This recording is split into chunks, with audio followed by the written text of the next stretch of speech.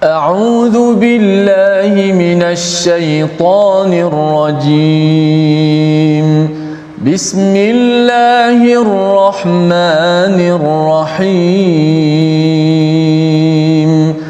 الحمد لله رب العالمين.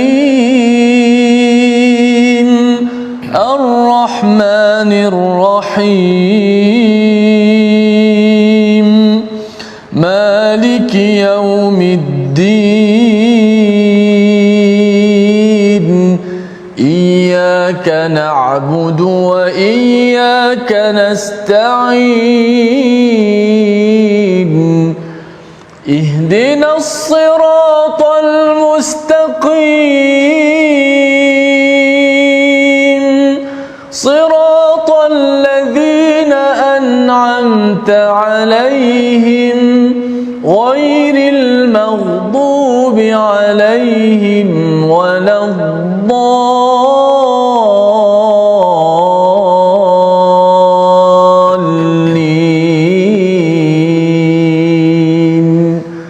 آمين. Alhamdulillahirabbil alamin wassalatu wassalamu ala asyrafil anbiya'i wal mursalin sayyidina Muhammadin wa ala alihi wa ashabihi ajma'in, amma ba'd. Assalamualaikum warahmatullahi wabarakatuh. Apa khabar tuan-puan, ibu ayah, para penonton, para pencinta Al-Quran yang dihormati dan dikasihi Allah sekalian? Mudah-mudahan kita semua berada dalam keadaan yang sihat sejahtera, meneruskan pengajian kita dalam rancangan My Quran Time, yang mana kita menelusuri satu persatu ayat-ayat Al-Quran dan kita meneliti mengambil mutiara-mutiara yang boleh diperolehi daripada ayat-ayat Al-Quran ini. Mudah-mudahan kita dapat menjadikannya sebagai panduan hidup kita, menjadikan Al-Quran ini pengikat hati kita dalam kehidupan kita yang akan membimbing kita. Baik, hari ini kita akan meneruskan lagi pengajian kita seperti biasa tuan-puan, ibu ayah. Kita akan masuk kepada surah Al-Masad. Dan seperti biasa, bersama dengan saya pada hari ini tokoh yang tidak asing lagi, qari kita Ustaz Tirmizi. Apa khabar Ustaz? Alhamdulillah baik. Alhamdulillah sihat Ustaz. Sihat. Masya-Allah sihat. Alhamdulillah. Alhamdulillah. Saya takut saya makin sihat nanti banyak makan ikan makin sihat juga. Baik, itu bersamakan dengan kita nanti akan membimbing bacaan kita, tajwid kita dan sebagainya Ustaz Tirmizi. Dan seperti biasa, sebelum kita mulakan pengajian kita, kita bacakan doa ringkas kita dahulu. Subhanaka la ilma lana illa ma 'allamtana innaka antal alimul hakim. Rabbi zirni ilma. Ya Allah, ya Tuhan kami, berikanlah kami ilmu yang bermanfaat yang boleh kami amalkan. Dan bagi membuka pengajian kita pada hari ini, sama-sama kita perhatikan sinopsis pengajian kita pada hari ini. Apakah yang akan kita pelajari, iaitu mengenai tentang surah Al-Masad. Bermula daripada ayat 1, ayat yang pertama hingga ayat yang ke-5. Kita akan melihat kepada keingkaran Abu Lahab dan isterinya terhadap dakwah Rasulullah sallallahu alaihi wasallam dan balasan bagi mereka. Ini bukan main-main tuan-puan.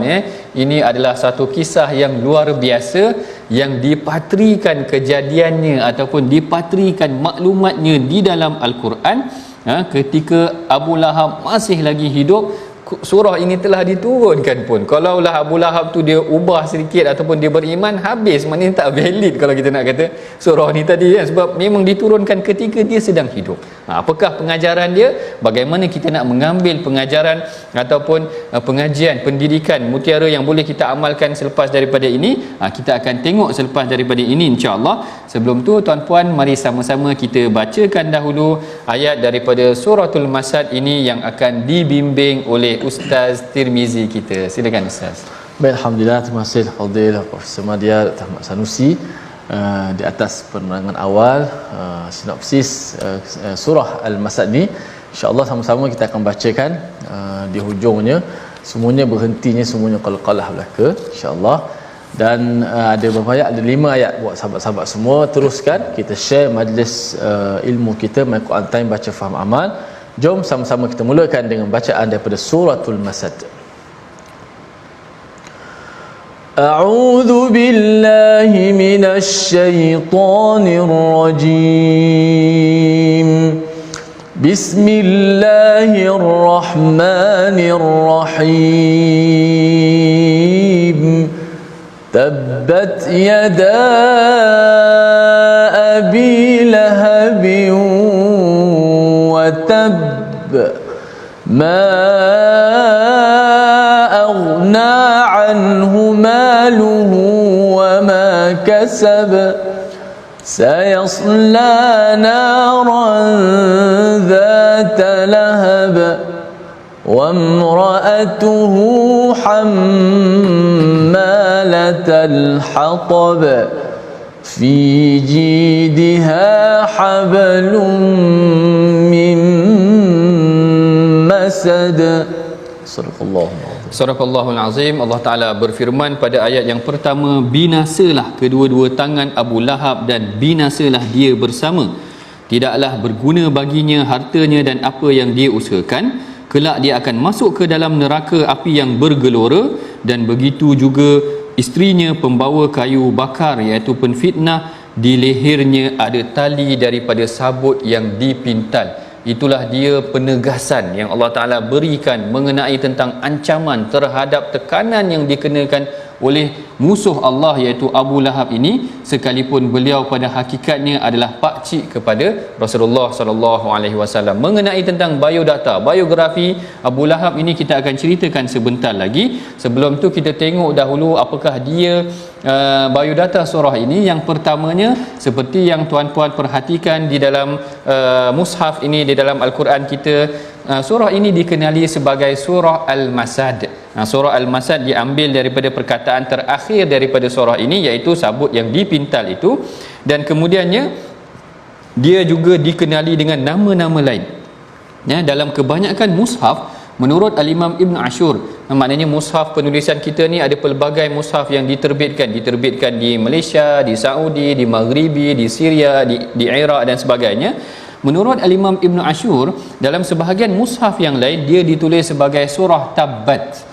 Surah Tabbat kerana sempena mengambil perkataan yang pertama yang ada dalam surah tersebut. Ini banyak juga, macam surah Wat-Tur diambil jadi surah Tur, maknanya perkataan pertama daripada surah tersebut. Juga surah ini dinamakan juga sebagai surah Abi Lahab. Yang ni rare sedikit, yang disebutkan oleh sebahagian mufassir bahawa dia juga dinamakan sebagai surah Abu Lahab. Bukanlah surah tu surah Abu Lahab punya, tetapi menceritakan tentang perihal azab yang Allah Ta'ala kenakan kepada penentang Allah itu tadi, iaitu Abu Lahab. Dan juga dikenali sebagai surah Al-Lahab. Al-Lahab ini, kalau saya dengar Syekh Syangqiti dia menghuraikan, Lahab ini perkataannya boleh disebut sama ada Lahab kita matikan ha itu lahab, lahab ataupun lahab kita fathahkan, kita buat baris atas kepada lahab itu tadi. Ini seperti penerangan oleh Syekh Syangqiti itu tadi. Manakala latar belakang, background sebab penurunan surah ini, saya kira tuan-puan semua dah tahu, yang mana ketika mana turunnya ayat wa anzir ashiratakal aqrabin, Allah Ta'ala perintahkan kepada Rasulullah, bagi tahu, sampaikan dakwah ini kepada kaum keluargamu yang terdekat. Anzir, berikan peringatan, wa anzir ashirataka, kaum keluarga kamu al-aqrabin yang terdekat ini. Maka Rasulullah pun memanggil ahli keluarganya daripada Quraisy, daripada Bani Hashim, daripada Bani Abdul Manaf, daripada bani-bani yang Quraisy ini dipertemukan ataupun dipanggil di atas bukit Safa. Lalu dipanggil kepadanya ya Sabaha, ya Sabaha. Kalau menurut Al-Imam Syekh Tantawi, dia kata perkataan ya Sabaha ini adalah seruan bagi inzar, bagi peringatan, macam ada nak bagi warning ni, apakah akan ada tentera serang kita ke, ada musibah ke apa. Rasulullah sebut ya Sabaha, ya Sabaha gitu. Lalu mereka pun berkumpul, lalu Rasulullah pun naik ke atas bukit dan Rasulullah bersabda, ara'aitum in haddathtukum, apakah kamu kalau aku ceritakan kepada kamu, annal aduwa musbihukum, ada musuh yang akan menyerang kamu, akuntum musaddiqi, apakah kamu akan membenarkan kalimah aku ini? Lalu mereka menyatakan, dia kata fama jarabna min kadhib, dia kata kami ni tak pernah dengar kau ni menipu, kami ni tak pernah dengar engkau wahai Muhammad menipu. Lalu Rasulullah sallallahu alaihi wasallam bersabda, Rasulullah berkata, fa inni nadhirun lakum, aku berikan kepada kamu peringatan baina yadai azabun syadid, ada azab yang akan menanti kamu, maka ucapkanlah la ilaha illallah, tidak ada Tuhan melainkan Allah sahaja, Uzza, berhala-berhala ni semua tidak ada. Lalu datang Abu Lahab, muncul di belakangnya ataupun di sisi Rasulullah. Abu Lahab kata, tabbal laka sa'iral yaum, cilaka nak sebut perkataan ni pun tak berani tuan-puan. Sebenarnya tabat ni sebenarnya maksud dia cilaka ataupun rugi. Tabat laka sa'iral yaum, cilakalah engkau seluruh hari ini. Ali hadza jama'atana, apakah dengan sebab ini engkau mengumpulkan kita ataupun mengumpulkan kami? Lalu Allah Ta'ala turunkan, kalau dia mencerca Rasulullah sa'iral yaum, dia mencerca Rasulullah sepanjang hari itu, Allah Ta'ala mencerca dia seluruh masa sampai hari ini. Bila orang baca, orang akan kata tabbat yada abi lahabin wa tabba, celakalah, maknanya binasalah tangan, kedua-dua tangan Abu Lahab, dan binasalah watabba ni telah binasa. Nanti kita akan huraikan mengenai tentang maksudnya. Baik, kita masuk kepada ayat yang pertama. Itu baru dia punya introduction. Boleh Ustaz? Baru dia punya introduction mengenai tentang introduction surah ini, dinamakan sebagai suratul Masad, suratul Lahab, suratul Tabbat, surah Abi Lahab, dan juga dia antara surah yang terawal diturunkan. Dikatakan surah yang kelima diturunkan selepas daripada suratul Fatihah. Lepas daripada surah Al-Fatihah turun surah ni, kerana dia, sebab dia adalah antara bibit-bibit awal bermulanya dakwah Rasulullah itu tadi. Lalu bila Rasulullah sampaikan dakwah, dia kena cerca dengan Abu Lahab. Allah Ta'ala turunkan ayat mencerca dia kembali dan menjanjikan azab yang pedih yang akan dikenakan kepada Abu Lahab. Sebelum kita masuk pada ayat yang pertama, kita ulang dahulu bacaannya yang akan dibimbing oleh Ustaz Tirmizi kita. Silakan Ustaz. Baik, Masya Allah, surah yang biasa kita baca juga, yang semua orang dah hafal surah ini. Tinggal lagi kita nak mendalami maknanya. Ada perkataan Abi Lahab, dan juga kita tahu peristiwa-peristiwa bagaimana dakwah Nabi ditentang di awal-awal Islam dahulu, ditentang, dicemuh, dihina, diboikot, dipukul, tapi itulah perjuangan demi perjuangan yang dilakukan oleh Nabi Baginda SAW. Dan ini surah untuk kita baca dapat mengingati peristiwa bagaimana penat lelah Nabi SAW. Mudah-mudahan menjadi satu motivasi kepada kita dan tak jadi golongan yang rugi inilah. Betul. A'udzubillahi. Bismillahirrahmanirrahim. Tabbat yada abi lahabin wa tabb, ma aghna anhu maluhu wa ma kasab, sayasla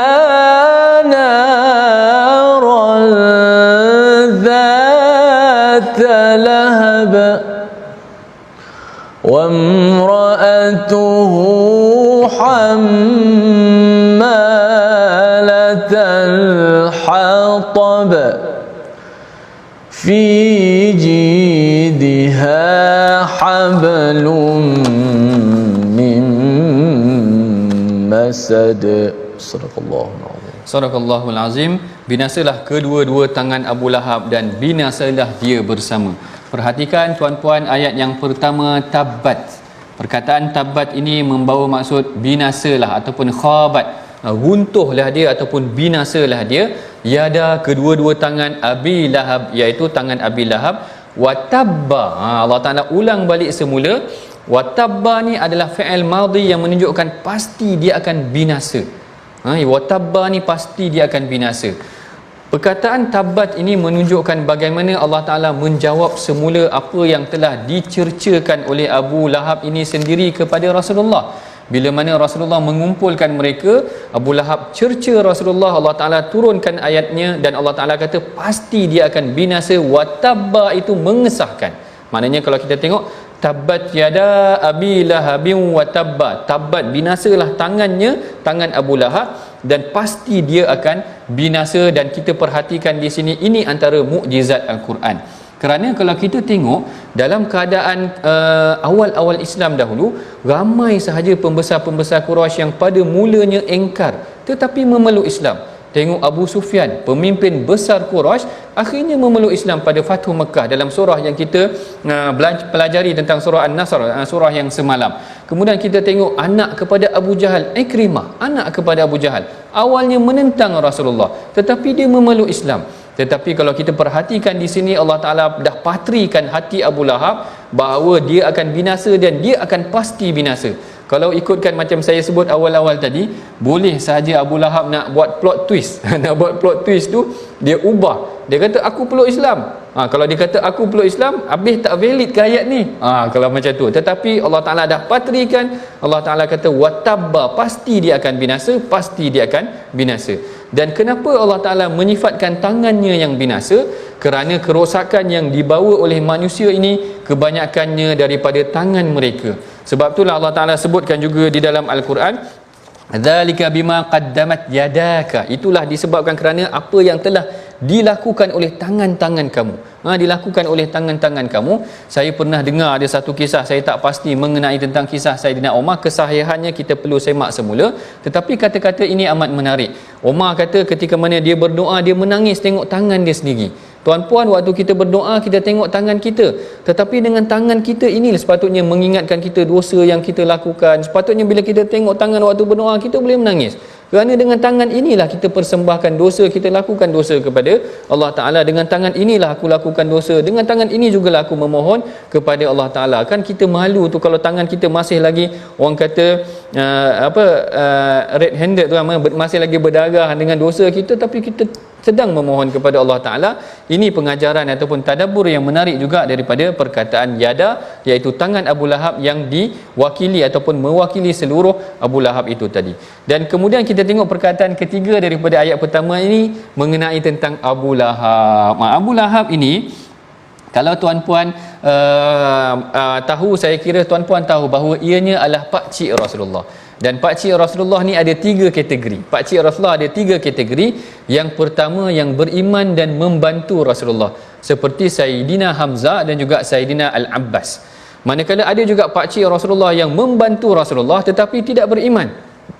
Dalam kebanyakan kata-kata ulama, dia tidak beriman, iaitu Abu Talib. Abu Talib dia banyak membantu Rasulullah tetapi tidak beriman.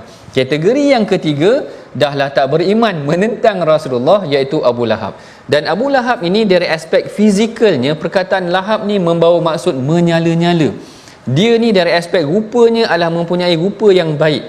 Menyala ni maksudnya wajah dia cerah. Kalau ikutkan Syekh Syangqiti, sampai dia katakan wajah ni kekuningan seperti keemasan, bercerah wajah dia ataupun merah wajahnya, sehingga dia dipanggil sebagai Lahab tu tadi kerana menyala. Rupanya elok, dia orang kaya, dia mempunyai isteri daripada golongan bangsawan juga. Kira macam datin-datin juga ataupun keturunan bangsawan juga. Isterinya lah Arwah binti Harb. Arwah nama dia, agak pelik sikit. Arwah binti Harb, iaitu adik kepada Abu Sufyan. Maknanya orang besar-besar juga isteri dia, kahwin dengan golongan bangsawan juga. Tetapi Allah Ta'ala kenakan dia, Allah Ta'ala azabkan dia, dan dia disebut dengan gelaran dia sahaja, bukan dengan nama asal dia. Nama asal dia siapa tuan-puan? Nama asal dia Abdul Uzza. Abdul Uzza. Dan sebab itulah Allah Ta'ala tak sebutkan namanya di dalam Al-Quran, kerana nama dia tu mensyirikkan Allah. Namanya itu adalah Abdul Uzza. Abdul Uzza ini maksudnya hamba kepada Uzza. Allah Ta'ala tak nak nama yang menghambakan seorang hamba kepada Uzza ini disebutkan dalam Al-Quran. Tidak disebutkan namanya sebagai satu penghinaan pada dia, hanya disebutkan sebagai Abu Lahab sahaja, iaitu gelarannya. Dan ini kalau kita baca kisahnya sangat panjang, bagaimana yang diceritakan mengenai tentang dia mengacau Rasulullah, dia mencerca Rasulullah, sehingga ketika mana berlakunya banyak perkara-perkara yang disebabkan. Kalau kita tengok sebagai contoh Abbad bin Rabi'ah, Bila mana dia datang ke Mekah, dia kata aku tengok ada seorang lelaki yang akan sentiasa follow Muhammad. Dan dia sebutkan di dalam cerita dia tu, dia kata wa huwa mudhi'ul wajah. Wajahnya berseri-seri, wajah dia bercahaya. Maknanya Abu Lahab ni orang ni cerah, handsome macam tu, tetapi sifatnya menyakiti Rasulullah. Dah diberikan pelbagai kelebihan, ada kelebihan rupa, ada kelebihan harta, ada kelebihan keluarga, tetapi dia tidak bersyukur kepada Allah Ta'ala, bahkan dia menyakiti Rasulullah. Lalu Allah Ta'ala kata tabbat yada abi lahabin wa tabba, maka pastilah kebinasaan yang akan dikenakan kepadanya. Ini baru huraian ayat yang pertama, tak habis lagi tuan-puan. Kita masuk dahulu kepada perkataan pilihan kita pada hari ini. Apakah dia perkataan pilihan kita pada hari ini? Kita tengok di sini, perkataan pilihannya adalah tabba. Tabba maksudnya celaka ataupun binasa ataupun rugi. Khabat wa khasirat. Tabba ni juga maksudnya celaka. Sebab tu bila saya nak sebut perkataan ni celaka tu tadi, bila Abu Lahab cerca Rasulullah tu tak sampai hati, kita pun tak sampai hati nak disebutkan. Tetapi di dalam surah ini memang Allah Ta'ala memberikan penegasan bagaimana mereka ataupun Abu Lahab ini perlu diberikan cercaan atas kejian, atas sikap yang dikenakan kepadanya ataupun apa yang dia lakukan kepada Rasulullah. Begitulah Allah Ta'ala menjanjikan kebinasaan terhadap dia. Kita akan teruskan lagi perbincangan kita selepas daripada ini. Jangan ke mana-mana. My Quran Time, baca, faham dan amal.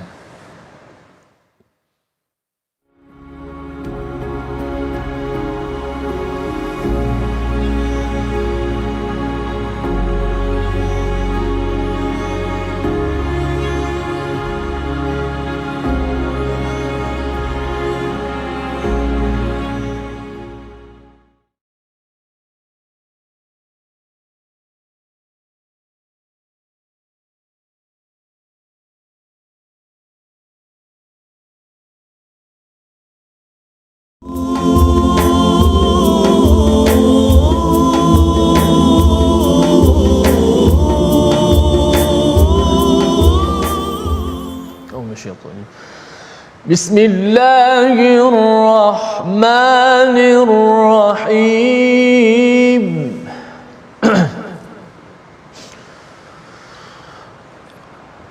Tabbat yada abi lahabin wa tabba ma aghna anhu maluhu wa ma kasaba sayasla naran dhata lahabin wa imra'atuhu hammalatal hatab fi jidha hablum min masad.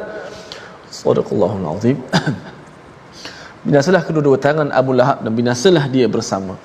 Tidaklah berguna baginya hartanya dan apa yang diusahakan. Kelak dia akan masuk ke dalam api yang bergelora, neraka. Dan begitu pula isterinya pembawa kayu bakar, penyebar fitnah. Di lehernya ada tali daripada sabut yang dipintal. Inilah surah Al-Masad.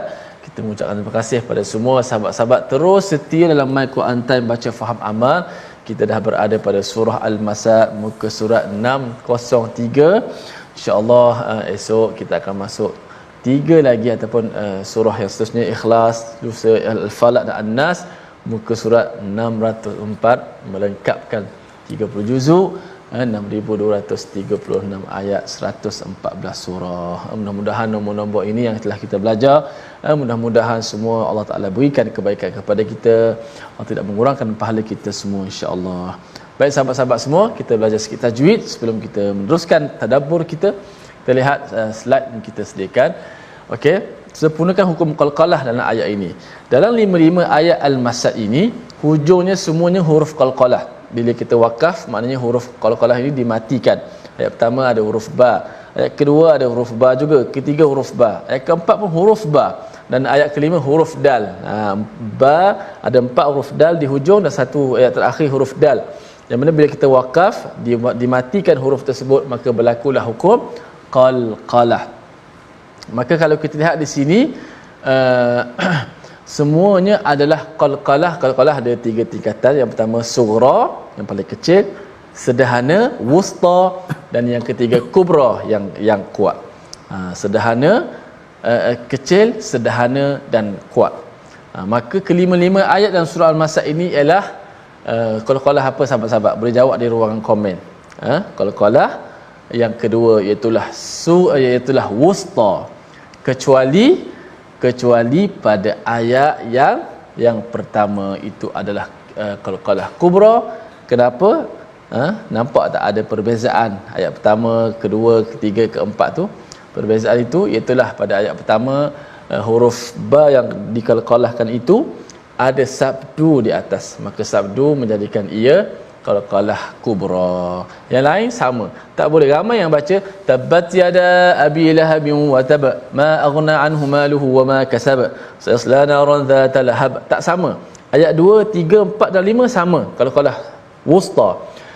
Ma aghna anhu maluhu wa ma kasab sayasla naran dhata lahab wa imra'atuhu hammalatal hatab fi jidha hablum min masad. Adapun ayat pertama bacaannya tabbat yada abi lahabin wa tab. Sebab apa baca macam tu? Qalqalah yang kubra kerana ada sabdu. Jangan baca wa tab, tabbat yada abi lahabin wa tab. Sebaliknya baca dengan ada sabdu. Tabbat yada abi lahabin wa tab. Adapun yang seterusnya itu adalah qalqalah yang pertengahan. Wallahu a'lam. Wallahu a'lam. Terima kasih Ustaz Tirmizi atas perkongsian mengenai tentang qalqalah yang perlu dibaca dengan betul, sebab seperti yang biasa kita ingatkan bahawa bacaan kita biarlah bertepatan seperti mana yang telah diajarkan oleh baginda Nabi sallallahu alaihi wasallam. Dan kita masuk semula kepada perbincangan kita mengenai tentang suratul Al-Masad ini. Suratul Masad mengenai tentang Abu Lahab, bagaimana dia menyakiti Rasulullah sehingga Allah Taala menjamin, memberikan jaminan tabbat yada abi lahabin wa tabba. Tu adalah pengulangan yang kedua perkataan tabbat tu tadi. Celaka ataupun binasalah kedua tangan Abu Lahab, dan pasti dia akan binasa wa tabba. Itu kita punya perbincangan kita dalam sesi yang pertama tadi. Untuk perbincangan kita sesi yang kedua, kita sama-sama bacakan dahulu tuan-puan ayat-ayat daripada suratul Masad ini yang akan dibimbing bacaannya oleh Ustaz Tirmizi kita. Silakan Ustaz. A'udzubillahi minasyaitanir. Bismillahirrahmanirrahim. Tabbat yada abi lahabin wa tab. Ma aghna anhu maluhu wa ma kasab sayasla naran dhata lahabin wa imra'atuhu hammalatal hatab fi jidha hablum min masad. Sadaqallahul azim. Sadaqallahul azim. Binasalah kedua-dua tangan Abu Lahab dan binasalah dia bersama. Tidaklah berguna baginya harta dan apa yang dia usahakan. Tengok pada ayat yang kedua, ma aghna anhu maluhu wa ma kasab. Ma aghna ni maksudnya tidak berguna, tidak mencukupkan dia. Ma aghna tidak mengayakan dia, tidak mencukupkan dia. Anhu buat bagi dirinya, maluhu hartanya, wa ma kasab dan apa yang dia usahakan. Hartanya yang dia miliki dan apa yang dia usahakan itu termasuklah anak-anaknya. Dia menggunakan segala perkara yang dia ada ni sebenarnya untuk menentang Rasulullah. Kalau tuan-puan perhatikan, Syekh Tantawi ada menceritakan di dalam tafsirnya bagaimana Saidina Abdullah bin Mas'ud bila mana diturunkan ayat ini ataupun disampaikan dakwah daripada Rasulullah, maka Abu Lahab kata, kalau betul lah apa yang dibawa oleh Muhammad itu, maka aku akan berkecuali daripada dia dan aku akan bergantung kepada harta aku dan anak-anak aku. Dia kata aku akan bergantung dengan harta aku dan anak-anak aku. sebenarnya Allah Ta'ala menempelak dia balik. Kita perhatikan tuan-puan bagaimana dia sendiri mencerca, menyakiti Rasulullah. Isterinya banyak menyakiti Rasulullah, melemparkan kayu-kayu berduri untuk pada laluan Rasulullah, dan anak-anak dia, bagaimana anak-anak dia menyakiti Rasulullah. Yang ni kalau tuan-puan pernah dengar, sebenarnya kedua-dua anak Abu Lahab, iaitu Utbah dengan Utaibah, mereka ini berkahwin dengan anak Rasulullah. Maknanya anak dia adalah menantu bagi Rasulullah, dan anak Rasulullah adalah menantu bagi dia pada hakikatnya. Tetapi dia minta, dia keluarkan arahan kepada anak dia Utbah dengan Utaibah supaya menceraikan anak-anak Rasulullah, iaitu Ummu Kalthum dan juga Sayyidatina Ruqayyah ini. Perhatikan bagaimana dia benci ataupun tidak suka kepada Rasulullah, sampai anak-anak engkau pun aku tak suka. Macam cerita apa Ustaz P. Ramli tu, aku dan engkau dan keturunan kau aku tak suka, macam tu cerita P. Ramli. Saya tak ingat cerita apa, tapi nak ceritanya bagaimana Abu Lahab tak nak dengan Rasulullah tu, dengan anak-anak dia minta supaya ceraikan anak-anak Rasulullah itu tadi. Begitu dia benci dengan Rasulullah, dan bagaimana kesudahan dia, watabba itu tadi, bagaimana kesudahan dia, kematian dia sebenarnya diriwayatkan dengan jalan yang berbeza ataupun dengan tiga kisah yang berbeza. Kisah yang pertama, dikatakan sebenarnya Abu Lahab ini dia ditimpa sakit kusta. Dia ditimpa sakit kusta pada selepas daripada berlakunya perang Badar. Dia tak pergi perang Badar. Dia hanya memberikan harta dia ataupun aset-aset dia untuk membantu tentera musuh ini tadi, tentera Quraisy untuk melawan Rasulullah. Habis perang Badar dia ditimpa penyakit kusta sehingga kan daging-daging dia busuk tuan-puan. Dan Quraisy tak tahu macam mana nak uruskan jenazah dia atas kematian dia tu kerana daging dia membusuk. Akhirnya Quraisy gali satu lubang yang besar dan Quraisy hanya tolak jenazah dia dengan kayu. Quraisy pun tak berani nak angkat. Allahu Akbar. Allah Ta'ala hina orang yang menghina Rasulullah, sehingga jenazah dia tu apabila nak dikebumikan hanya ditolak dengan kayu aja. Tuan-puan bayangkan bagaimana orang yang dikebumikan dengan ditolak dengan kayu ni seperti binatang, seakan-akannya kita hanya jolok-jolok dia dengan kayu sampai masuk lubang kita pun tutup. Tetapi kisah Quraisy lebih dahsyat. Dia jolok-jolok ataupun dia tolak-tolak sahaja jenazah Abu Lahab tu dengan kayu, kemudian dia baling dengan batu kerana mereka tidak boleh nak mendekati kubur ataupun jenazah ataupun mayat Abu Lahab itu tadi. Mereka hanya baling dengan batu daripada jauh sahaja untuk menutupi jenazah ataupun mayat Abu Lahab itu tadi. Begitu Allah Ta'ala mengatakan watabba, pastilah dia akan binasa. Itu riwayat yang pertama yang menceritakan tentang kematian Abu Lahab. Riwayat yang kedua ada yang menyatakan bahawa kerana setelah daripada perang Badar itu tadi, hamba ataupun orang suruhan kepada Sayyidina Al-Abbas, iaitu Abu Rafi', kalau tak silap saya, Abu Rafi' ini tadi, beliau bergembira atas kemenangan umat Islam. Lalu Abu Lahab marah, Abu Lahab pukul dia sehingga berdarah, dan akhirnya Abu Lahab dipukul semula, dan dengan kecederaan itu yang akhirnya menyebabkan Abu Lahab meninggal. Dan sama seperti kisahnya yang sebelum ini, dagingnya membusuk dan sebagainya. Ini antara kisah-kisah yang ketiga, dia dikatakan terjatuh dengan kayu-kayu berduri yang dia buat untuk menyakiti Rasulullah. Akhirnya orang kata senjata makan tuan. Akhirnya senjata ataupun kayu-kayu berduri itu sendiri yang menyebabkan dia tersadung dan akhirnya dia jatuh cedera dan dia mati atas kecederaan tersebut. Begitulah Allah Ta'ala memastikan kebinasaan yang berlaku kepada dia, sehingga Allah Ta'ala menyebutkan dalam ayat yang kedua, harta engkau dan apa yang kau usahakan tidak akan memberikan engkau apa-apa. Ini menarik juga pengajarannya tuan-puan. Sebenarnya aset yang kita ada ataupun harta yang kita perolehi hanya akan berguna sekiranya disumbangkan ataupun digunakan kepada jalan Allah. Kemenangan Islam tidak akan berguna melainkan untuk membawa orang kembali kepada Islam. Begitu juga dengan kemenangan, kejayaan kita tidak akan berguna selagi mana kita tidak menggunakan harta tersebut dalam jalan kebaikan. Kita gunakan untuk membantu orang, kerana manusia tidak akan pernah puas dengan apa yang dia perolehi. Orang yang kaya memang makin kaya, kadang-kadang makin tambah hutang dia. Ini kaya ke tak kaya? Makin berkaya makin tambah hutang, makin kaya makin tambah hutang. Ataupun orang yang tak berhutang ni yang lebih kaya kerana dia cukup dengan apa yang dia ada. Sebab tu Rasulullah kata al-ghina ghinan nafs. Kekayaan itu adalah kekayaan jiwa. Apa yang dia ada dah cukup dah. Orang kaya kalau dia tambah lagi hutang, dia tak kaya juga apa, dia lagi tambah hutang dia tadi. Allah Ta'ala kata ma aghna anhu maluhu wa ma kasab, tidak berguna baginya hartanya dan apa yang diusahakan. sayasla naran dzatal lahab. Nah, dia kelak akan pasti masuk neraka yang panasnya menjulang-julang. Kemudian tiba-tiba Allah Taala beralih kisah. Ada plot twist di sini. Allah Taala ubah kisahnya, ada perubahan plot dia, mana Allah Taala menceritakan wamraatuhu hammalatal hatab.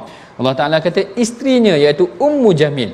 Ya, seorang wanita yang cantik, seorang wanita yang mempunyai kedudukan yang tinggi di dalam Quraisy juga itu, iaitu adik ataupun saudara perempuan kepada Abu Sufyan, pembesar Quraisy itu sendiri, Arwa bintu Harb namanya. Dia disifatkan di dalam Al-Quran sebagai tukang bawa kayu api, pembawa kayu bakar. Pembawa kayu bakar. Kenapa Allah Ta'ala panggil dia sebagai hammalatul hatab, tukang bawa kayu api ataupun tukang bawa kayu bakar ini? Kita akan ceritakan mengenai tentang kenapa Allah Ta'ala panggil dia sebagai tukang bawa kayu api, tukang bawa kayu bakar ini, selepas daripada kita mendengar bacaan yang dipimpin, diulang semula supaya kita pastikan kefahaman ataupun kita sentiasa ingat kefahaman mengenai tentang surah Al-Masad ini. Bacaan yang akan dipimpin oleh Ustaz Tirmizi kita. Silakan Ustaz. Baik, masya-Allah, tabarakallah. Kita baca itu untuk pasakkan sekali lagi ayat surah Al-Masad. A'udzubillahi minasyaitonir rajim. Bismillahirrahmanirrahim. Tabbat yada abi lahabin wa tab. ما أغنى عنه ماله وما كسب سيصلى نارا ذات لهب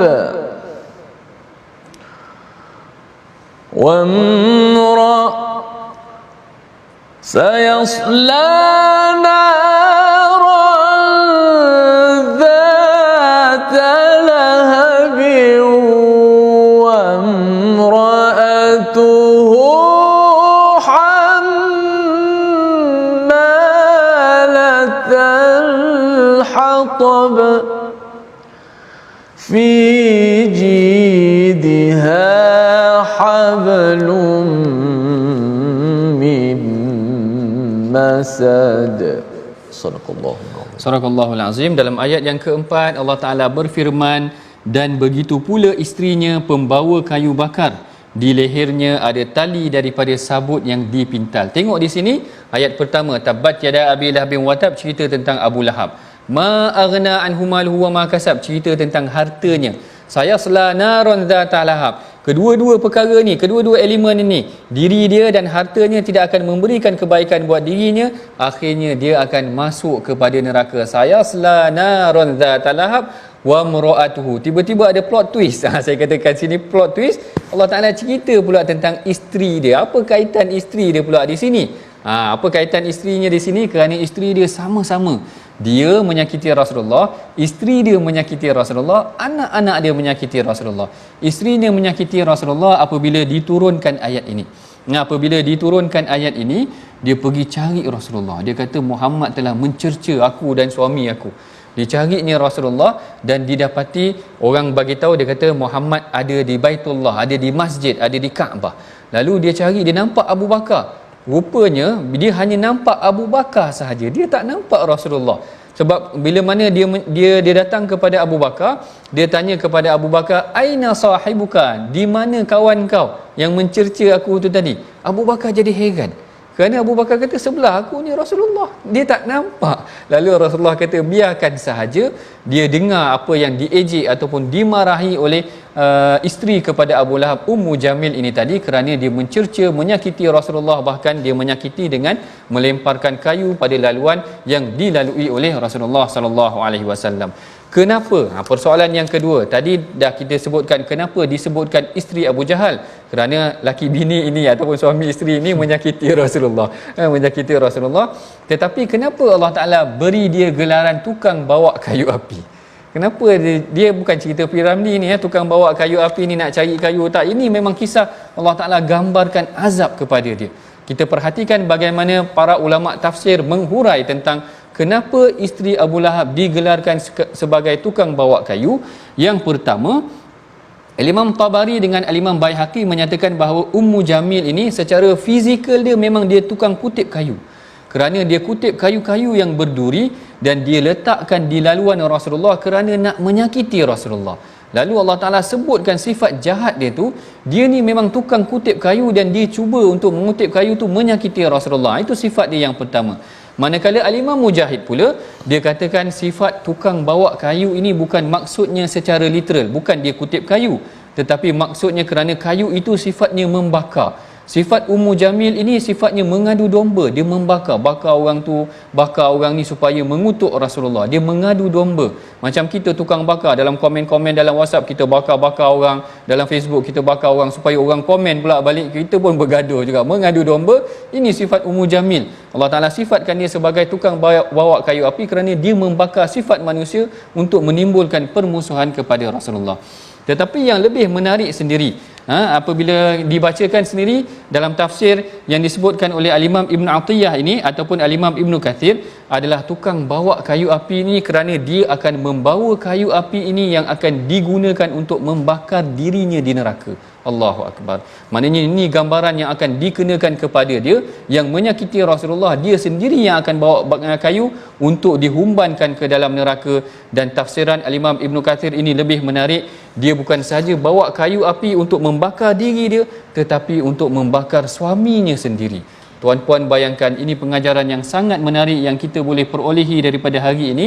Bagaimana kalau kita tidak menjaga ahli keluarga kita, kita tidak benar-benar mendidik ahli keluarga kita, kita bimbang isteri kita, suami kita sendiri yang akan bawa kayu api yang akan membakar kita dalam neraka. Allahu Akbar. Oleh itu yang tuan-puan yang dirahmati Allah, bagaimana sebenarnya perkataan Hammalatul Hatab, seperti mana yang ditafsirkan oleh Tabari, yang ditafsirkan oleh Al-Imam Mujahid, yang ditafsirkan oleh Ibn Ashur dan juga Al-Imam Ibn Kathir ini sendiri menunjukkan pelbagai dimensi penafsiran yang kesemuanya menunjukkan sifat menyakiti Rasulullah itu akan menyebabkan, menyakiti Allah dan Rasul itu akan menyebabkan kita dihumban ke dalam neraka. Jaga diri kita tuan-puan, jaga ahli keluarga kita tuan-puan, jangan sampai ahli keluarga kita sendiri akan menarik kita, menyediakan kayu api buat kita untuk dibakar ke dalam neraka itu nanti. Jadi inilah antara pengajaran yang boleh kita perolehi daripada suratul Masad.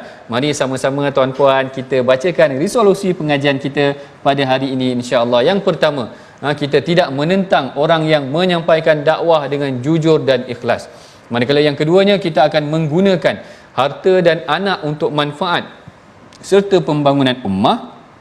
Dan yang ketiganya, kita elakkan daripada menjadi penyebar fitnah untuk menghancurkan orang lain. Itulah dia 3 resolusi pengajaran yang perlu kita amalkan, yang kita kutip daripada pengajaran, daripada pengajian kita daripada suratul Masad, bagi memberkati pengajian kita ini tuan-puan. Mari sama-sama kita bacakan doa yang akan dipimpin oleh Ustaz Tirmizi kita. Silakan Ustaz. Bismillahirrahmanirrahim. Alhamdulillah wassalatu wassalamu ala Rasulillah wa ala alihi wa sahbihi ajma'in. Ya Allah, Tuhan kami, ampunkanlah dosa kami ya Allah. Ya Allah, bila kekuatan kepada kami untuk menjadi suami dan ketua keluarga yang saleh, yang sentiasa menjunjung akan perintah-Mu ya Allah. Ya Allah, bila kekuatan kepada kami ya Allah, ampunkanlah dosa kami ya Allah. Andai salah silap kami dan mencuai kami dalam menjalankan amanah sebagai suami, sebagai ketua keluarga ya Allah. Ya Allah, ampunkanlah pasangan kami ya Allah. Kurniakanlah kepada kami pasangan yang membantu kami untuk mentaati perintah-Mu ya Allah. Ya Allah, kurniakanlah kepada kami pasangan yang membantu kami untuk bertakwa ya Allah. Ya Allah, jauhkanlah kami daripada berperang sangka ya Allah. Ya, jauhkanlah kami daripada keburukan ya Allah. Bila kebaikan kepada kami ya Allah. Amin ya rabbal alamin. Walhamdulillahi rabbil alamin. Alhamdulillah.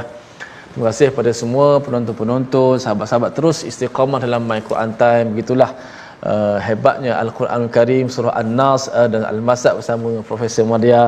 Banyak mutiara ataupun mesej-mesej tertentu yang dapat kita ambil. Lepas ni Prof, bila baca Quran, bila baca surah ni dalam solat, maka akan rasa lain sikit lah. Betul, Kalau sebelum ni mungkin hafal begitu je, tapi lepas ni kita dah tahu kenapa perkataan-perkataan yang telah diutarakan tadi Prof tu. Mungkinlah kesimpulan akhir Prof tentang surah Al-Masad. Baik, surah Al-Masad mengingatkan kita bahawa satu keluarga ni akhirnya dibinasakan.